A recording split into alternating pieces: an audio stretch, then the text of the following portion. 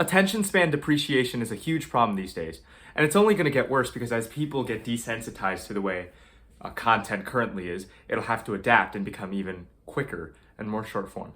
And unless we end up making a huge change to our culture, attention spans will only get shorter. And I'm sure that cultural change will happen eventually because we can't go on like this forever. But right now, the trend is that our attention spans are still decreasing. What this means is that the people who can develop and upkeep a long attention span will, first of all, be able to do better work than everyone else, and second of all, be the outliers because everyone else is following this trend of shortening attention spans. When you're able to produce good work that the huge majority of people are unable to do, then you are highly valuable and therefore highly rewarded. So here's a quick tip that I'm using to improve my attention span, and that can hopefully help you out as well.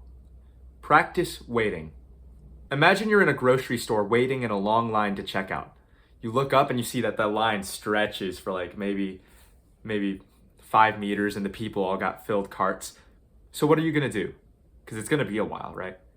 You probably take out your phone and you scroll and you just watch stuff and entertain yourself while you're waiting. What I'm working on and what I'm advising you to work on is to not pull out your phone and not try to distract yourself at all. Just stay in that moment.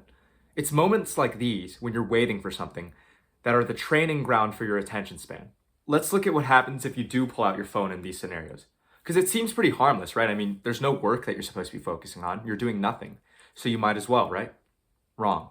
What you're doing is you're making yourself incapable of handling boredom. Boredom is often a huge barrier to success because there's several boring things that you need to do before you reach your goal. That's inherent to any project that's worth doing. And if your brain can't handle boredom, if every time you face boredom, you have to just like divert yourself and stimulate yourself with your phone or something, then you're not going to be able to reach those goals. And what generally causes your attention to drift, your attention span to be short, right? It's boredom. So if you're waiting in line here and you decide to not pull out your phone, then what happens? Well, it's like you're on a treadmill. Your brain is on a treadmill, training its endurance through a boring situation. If you keep doing this, then you'll adapt and you'll become accustomed and okay with being bored. That's crucial to success.